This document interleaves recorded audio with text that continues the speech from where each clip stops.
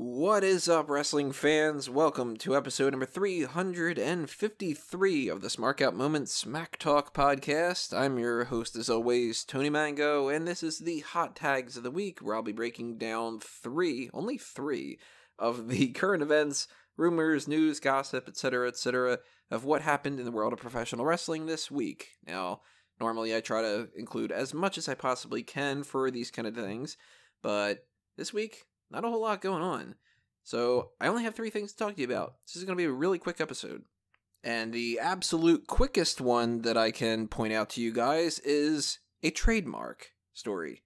Now, I've mentioned trademarks before in the past. Sometimes they pan out to be something pretty interesting, like the Revival. It was like, all right, is that going to be a pay-per-view? Is that going to be some kind of video game or something like that? And it ended up being the Mechanics, changing their name to the Revival. Other times in the past, we've had the Unstoppable Force, I think is what Nia Jax started going by for a little bit. And then they stopped the Unstoppable Force, and she hasn't done anything in a while. This time around, we know exactly what this is. WWE has applied for the trademark of the Workhorse Open Challenge, which, if you watched Monday Night Raw last week and you didn't just turn it off after the whole Braun Strowman heel turn thing, or actually, that happened afterwards, so that wouldn't make any sense. But the Workhorse Open Challenge is what Roman Reigns had suggested. He put it out there as essentially another way to say, hey, the Intercontinental Championship Open Challenge or the United States Open Challenge, they've done blah, blah, blah, blah, blah, in the past. I'm muttering over my words here. I guess they want to make that a thing, and they want to brand that as something that can be like his thing going forward, which... The interesting story here isn't necessarily just, hey, they might, continue to use that, I think, kind of stupid wording, but it's more so, if they have the plans to make this a regular thing going forward, that means that Roman Reigns is going to retain that championship, which means all the people that are sitting there going, yeah, well, you know what, Braun Strowman's going to win that title at Hell in a Cell, and that's going to be so much better for him. Well, let's put it this way. The people that were saying Braun Strowman didn't turn heel, he's going to come on Monday Night Raw next week and it's going to be a whole new thing or something like that. No, he turned heel. And on top of that, he's going to lose at Hell in a Cell because this is going to be going forward. Roman Reigns doing this Workhorse Open Challenge, and that's why they trademarked it.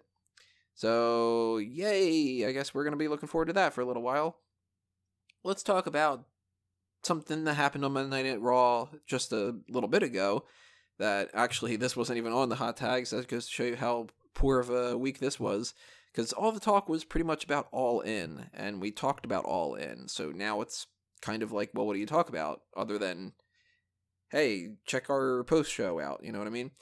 On Monday Night Raw, we had new tag team champions crowned because the B team were going to be going up against the Revival, and Drew McIntyre and Dolph Ziggler had a little conversation with Baron Corbin behind the scenes, asked if they could get a title shot. Instead, he said, no, I already promised that to Revival, but if the Revival didn't necessarily get to the point where they could actually do that, then we might be having a different conversation. So they attacked the Revival, they came out, and they beat the B team.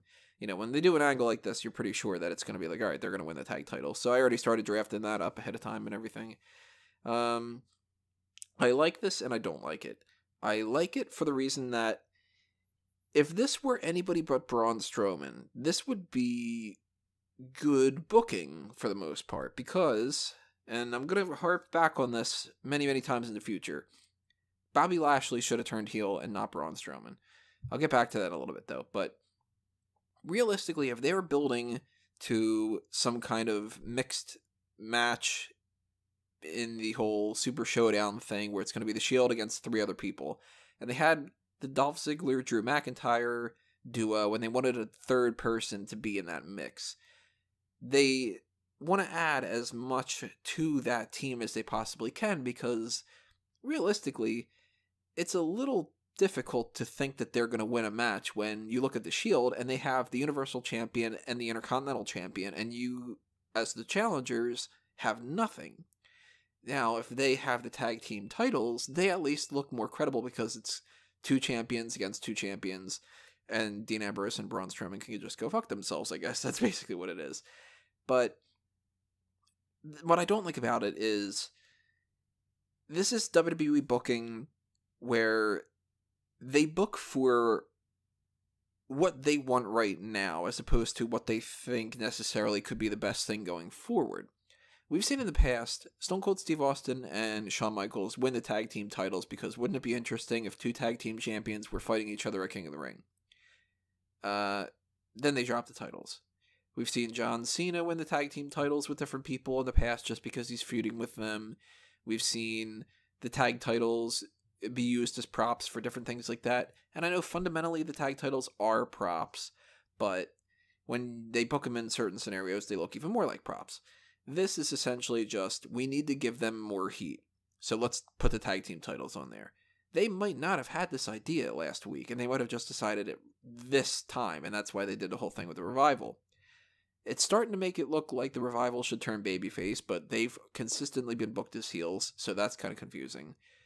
And it's also really confusing, why the hell did they add Drake Maverick to the Authors of Pain? I have no idea what's going on with that.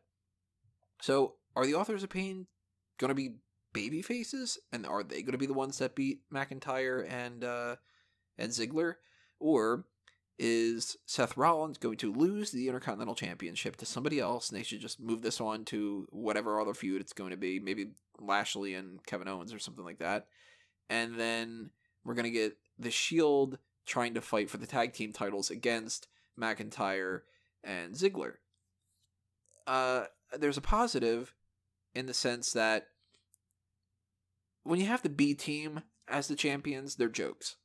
And if you put it on Ziggler and McIntyre, they are far more credible. So that's a huge, huge plus. And putting the Raw Tag Team titles on a pay-per-view, like this whole co-branded thing is going forward, you want bigger stars on there. So you want bigger stars as champions. That's a positive. My problem with it is it's not going to amount to much. Because you've got Hell in a Cell is going to end with Braun Strowman losing the match. He's not going to win that championship because of the whole Workhorse Open Challenge. So then you've got Intercontinental Champion, unless he loses that title in the meantime, against and the Universal Champion against the Tag Team Champions, and then the other two in the mix. They're probably not going to win at Super Showdown either. So beyond that point, Ziggler and McIntyre are holding the tag team titles, and they really wouldn't have amounted to that much going forward past that. And if they drop that to Ambrose and Rollins, then Ambrose and Rollins, I guess, drop the titles to the Authors of Pain. I don't know. I have no idea about this whole Drake Maverick thing, but I don't know. It's kind of interesting, but at the same point, I still go back to, I don't think Braun Strowman should be a heel, and I think that this would be so much better if Bobby Lashley were the heel in this whole thing, because he has no personality, and this would be a major upgrade for him, and I think it's a downgrade for Braun Strowman. Anyway, one more thing that we need to talk about here, which is WWE Story Time Season 3, Episode 3, which is called Strange Settings, and I like this one quite a bit. I would say see this one. I'll give you a little bit of a breakdown here just in case you don't want to see it and you just want to know what happens in there anyway. If you don't, then by all means, skip right to the plugs, But we had Mile High Flub, which was about Matt Hardy talking his story of Vince McMahon trying to pin Kurt Angle on the one flight. We've heard a little bit about that story in the past. That was actually pretty funny. Then there was That's a Wrap. This one wasn't all that funny, maybe because it was just the person telling the story was Mojo Rawley, and that story is essentially about him being at a concert, calling one of the rappers that was at the concert fat, and then getting the crowd to go against him, essentially. Skip that one. Then we had The Rec Center, which was Jim Cornette talking about a really crappy building that they had to wrestle out of in, I think it was Alabama or something like that he had said. That one had some jokes in it, it was pretty funny. And then we had the Memphis Developmental, which was essentially the same sort of story, with Daniel Bryan talking about wrestling in Memphis, championship wrestling, and it being in parking lots and stuff. So if you like the Jim Cornette one, you'll like the Memphis one with Daniel Bryan. Overall, I haven't been digging a lot of Storytime episodes, and this was one of the ones that I've enjoyed a little bit more than some of the other ones. So I would say check this one out, see it, rather than skip it. If you skip it, it's not the biggest deal in the world either. But that's it. That's all. That's all I got for you. Hot tags, not all that going on. So that means probably by the time I upload all of this, 14 things are going to happen. We're going to get like 20 people arrested and, different things like that. I don't know. Hopefully not in that kind of scenario. We don't want people to, be in shitty situations and stuff. But we'll see. I don't know. If there is any kind of major happenings or something, then maybe I will just kind of add a little bit more to the main event for this week. The main event for this week, I timed this out pretty damn well. One more match, Shawn Michaels. We're going to debate what we think would be the best one single match for Shawn Michaels to come out of retirement for, and just kind of talk about that kind of stuff. So look forward to that sometime on Wednesdays when we're probably going to be recording that. And so it'll be up sometime Wednesday night, most likely. And we'll see you there. But before I bow out, I just want to tell you guys a little bit of information of some other things that you should be aware of. Of course, if you want to be aware of when that video gets posted, you should subscribe to the YouTube channel and ring the bell for notifications. Another thing that you should do is follow Smark Out Moment on Facebook and Twitter at Smark Out Moment. Of course, check out smarkoutmoment.com because that is going to be where you find all of the content regularly, whether it's the podcast material or the extraneous material. We've also got fanboysanonymous.com, which is my spot for movie reviews and other kind of like superhero and geek culture type topics. So subscribe to that YouTube channel, check out that website, Facebook, Twitter, all that stuff.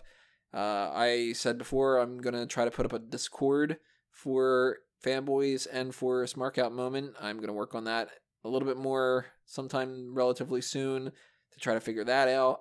And when I do, I'll post a YouTube video up of the link so that way everybody can kind of, be aware of what to actually click on and stuff like that.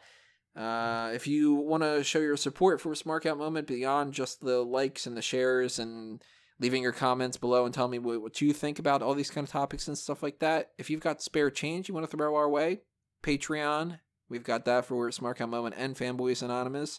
There's also the PayPal button at the bottom of smarkoutmoment.com. There's the TeePublic and the Redbubble where you can buy merchandise like t-shirts and clocks and like a bunch of other weird kind of stuff there. Somebody bought like a fanny pack or something, I think, one time. There's a wide variety. A lot of people buy stickers, in particular of like this one kind of reference to Avengers Infinity War. I don't know. Whatever your case may be, check out those things there. And I think that rounds me about out. Lots of stuff to plug. I lose track of it every once in a while. But I am off to go do a bunch of other things, fight some aliens on a distant planet. And I will talk to you guys later. Adios, everybody. This has been another Smark Out Moment, and I'm being counted out.